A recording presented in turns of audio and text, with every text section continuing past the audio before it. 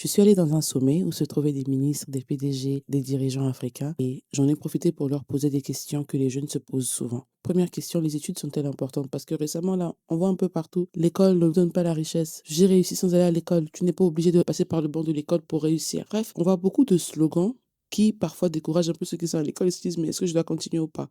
Voilà la réponse qu'il m'a donnée. I think most people who have been successful have benefited from the discipline of university education, or let me say of tertiary education, because sometimes it's not a traditional conservative university, but sometimes more technology-oriented, technical training, hands-on sort of training, craftsmanship, sometimes using the hands.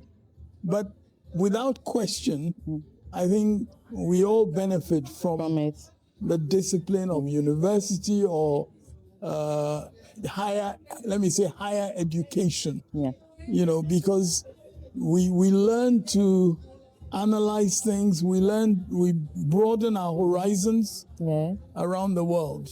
Le fait qu'il ait dit ni oui ni non directement m'a fait comprendre que l'école a son importance, c'est vrai, mais c'est pas le niveau du niveau, c'est pas ça qui va t'aider à être milliardaire. Dans son discours, on comprend que le travail principal, c'est toi qui dois le faire. C'est vrai que l'école a son importance parce que sans école, même là, je peux pas parler, mais le fait que tu travailles par toi-même aussi joue un grand rôle. Et quand il parle d'études, il parlait de formation et il parlait du fait que les études vont t'aider à être organisé, à faire les choses d'une façon technique. Maintenant, toi, tu dois apprendre à faire les choses de la façon qui suit. Parce que croyez-moi, celles qui passent encore le bac là, c'est vrai que le bac, c'est un peu difficile à votre niveau. À l'université, vous êtes livré à vous-même. C'est pour ça que beaucoup de gens ne finissent pas l'école. Vous êtes livré à vous-même. C'est votre cerveau, votre réflexion, votre travail, votre temps. En fait, vous avez tout qui vous est donné et c'est à vous de donner le meilleur de vous. Deuxième question, comment est-ce qu'un jeune peut rentrer dans ce secteur, dans le secteur de oil and gas, du pétrole et du gaz, secteur où il y a la maille. Et en dehors de ça, un secteur qui est en développement rapide. Au fait, c'est pas que c'est un nouveau secteur, mais par exemple, au Congo-Brazzaville, c'est en 2024 qu'on a commencé à exporter le gaz. Est-ce que vous savez ce que ça signifie? Et on a un grand acheteur, les ministres, Eni. C'est vrai qu'il n'achète pas chez des petites compagnies et tout, qui achètent directement chez les compagnies de l'État et tout ça, mais c'est un développement d'emploi qui est là. Bref, écoutons les réponses de ces différents intervenants. Very important to have young people begin to ask questions because they are going to be affected by the future. And yet we must also be honest and humble because as young people we don't have all the information that the older people have. So we must ask our questions not in a spirit of confrontation, but in a spirit of discovery.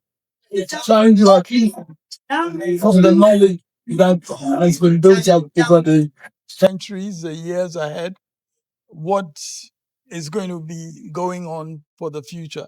So young people must always ask relevant questions.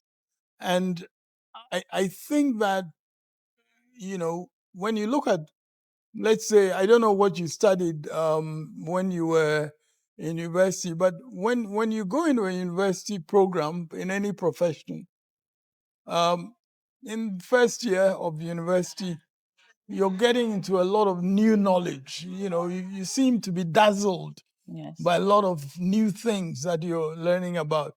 But as you grow, you begin to realize that it's not just about accumulating knowledge, but it's about analyzing and beginning to see how to innovate.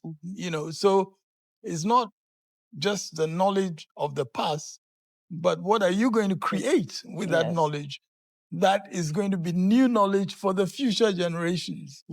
And I think we all must be involved in that process of working in our environment to create the new knowledge that will help the future generations of young people. So definitely young people must be part of the inquiry, the quest for innovations and asking the relevant questions. Today, a lot of young people in Africa have access to technology resources that we, the older generation, don't have. You have access to the internet, you have access to digital ways of communicating and asking questions that people, on the other side of the globe can provide you some insights into.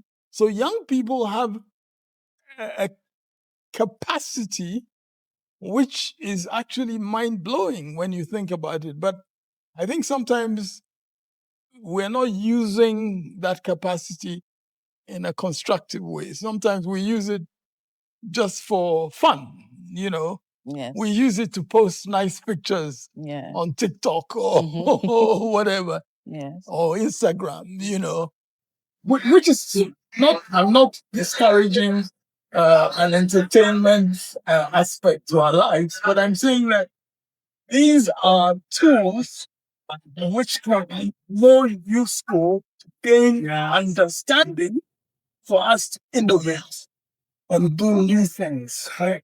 The technology that young people now have and such and access to such an ability to grapple with Yeah. was not available maybe even when I was, you know, Yes, in younger. university. But it's now available widely, and young Africans are in the forefront of much of this technological novelty around the world. You know, many startups are being developed, you know, technology startups in various areas, you know. So I think the opportunity is there for young people Yeah. to use the knowledge that's available globally, related to our particular circumstance on our continent, Yes. and get more benefit for Yes. us and for their own future. So Yeah. young people have a lot at stake, Yeah.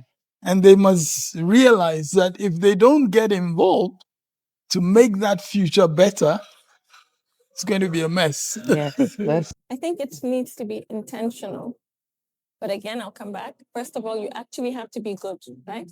So we don't want to, the concept of affirmative action, where slots are reserved for women, we don't want that to override actual competence. So even the women who are vying for leadership need to be good in it.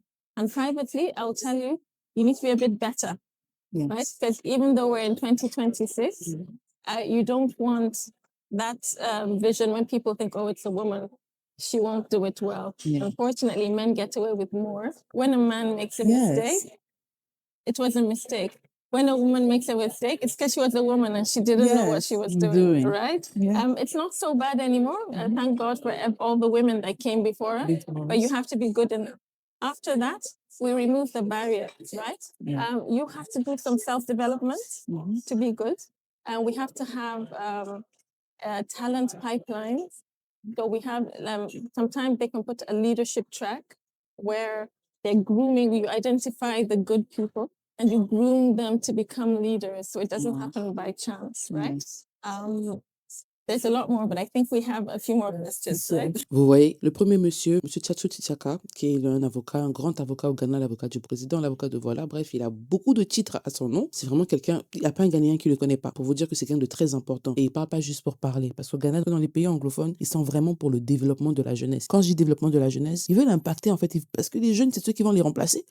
Personne ne veut faire l'argent toute sa vie et il sait que quand il va partir, l'argent va s'arrêter là. Personne ne va continuer après lui. Non. Et les gens comme ça sont des gens inspirants, qui disent des choses réelles. Et c'est aussi un professeur à l'université, donc croyez-moi, il sait comment parler pour que les jeunes comprennent. Donc quand il dit qu'on va commencer à se poser des questions ou à poser des questions, c'est très important. Déjà, il faut qu'il y ait la curiosité en nous. Dès qu'il y a le petit sparkle de curiosité, là, c'est fini. Personne ne peut t'arrêter. Les jeunes, c'est la force, parce que les jeunes ont l'énergie, les jeunes ont encore tout. C'est nous la force d'aujourd'hui, c'est nous la force de demain même. Parce que si nous-mêmes, la base, on n'est pas bien fait, croyez-moi, tout ce qui va venir après nous sera pas bien fait. Et c'est même ce que Confucius a dit, je crois. Si c'est pas Confucius, c'est un président chinois qui a dit que pour détruire une nation, il faut pas la déclarer la guerre. Il faut s'attaquer à la jeunesse. Pourrissez la jeunesse. Tout ce qui va naître de ça serait gaspillé. Et on veut pas de ça. On veut être les futurs cadres de demain, même d'aujourd'hui même. Et le deuxième point, par exemple, que la dame a souligné, comment un jeune peut rentrer dans ce secteur, comment elle est rentrée personnellement dans son secteur, comment elles sont rentrées personnellement dans ce secteur, les études. Les études sont très importantes. Donc, étudie.